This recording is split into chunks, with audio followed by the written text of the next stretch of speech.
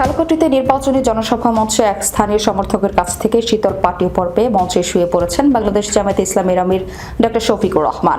শুক্রবার দুপুরে তিনি ঝালকাঠি সরকারি উচ্চ বিদ্যালয়ের মাঠে নির্বাচনী জনসভায় উপস্থিত হলে এ ঘটনা ঘটে। তবে কিছুক্ষণের মধ্যেই তিনি উপস্থিত নেতাকর্মীদের সঙ্গে কৌশল বিনিময় করেন। দুপুর 2টার দিকে প্রধান অতিথির বক্তব্য রাখেন তিনি। জামায়াতে আমির বলেন, শহীদ শরীফ ওসমান বিন হাদি ঝালকাঠির গর্ব। এই জনপথের সাহসী ও প্রতিবাদী সন্তান ছিলেন তিনি, কোনো দলের নয়, পুরো জাতির গর্বের। হাদি দুটি স্বপ্ন বুকে ধারণ করেছিল, একটি আধিপত্যবাদ মুক্ত বাংলাদেশ আর একটি বৈষম্যহীন ইনসাফ ভিত্তিক রাষ্ট্র। সেই স্বপ্ন বাস্তবায়নের লড়াই করতে গিয়ে তিনি জীবন দিয়েছেন। ইনশাআল্লাহ আমরা সরকার গঠন করতে পারলে হাদি হত্যার সঠিক বিচার অবশ্যই করা হবে।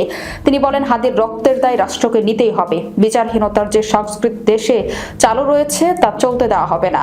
জামায়াতে ইসলামের জোট সরকার গঠন করতে পারলে শহীদের পরিবার শুধু সান্ত্বনা নয়, ন্যায় বিচার পাবে।